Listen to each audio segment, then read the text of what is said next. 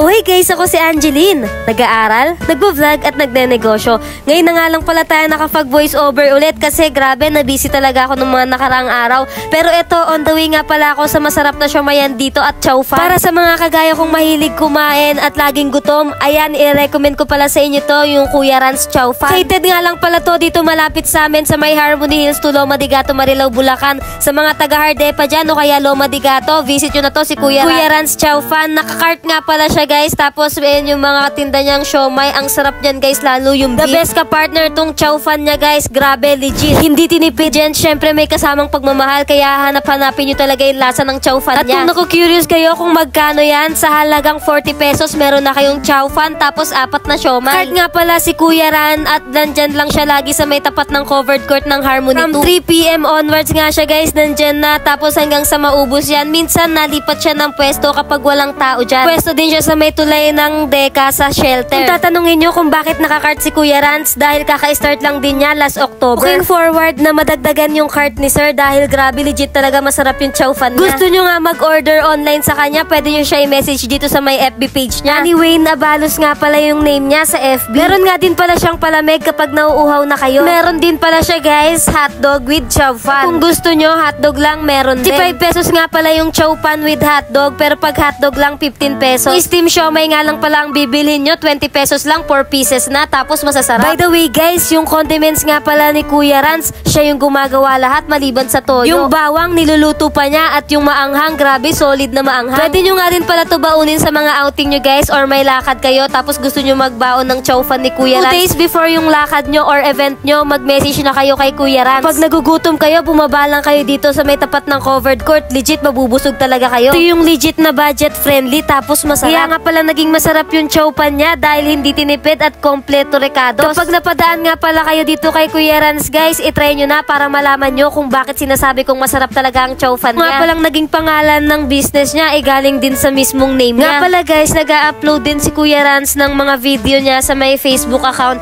kaya fa-follow na rin ako ng account niya. Support local business nga pala tayo guys. Bait at humble nga rin pala to si Kuya Ran's dahil habang kumakain kayo, pwede nyo siya makausap o kachismisan. Nga pala guys, sa may mga small business dyan or kaka-open lang na business, open po ako for collaboration and partnership. Mag-message lang kayo dito sa may Angeline's Vlog. Siomay rice, siomay rice, ako ay nagugutom, gusto ko siomay rice.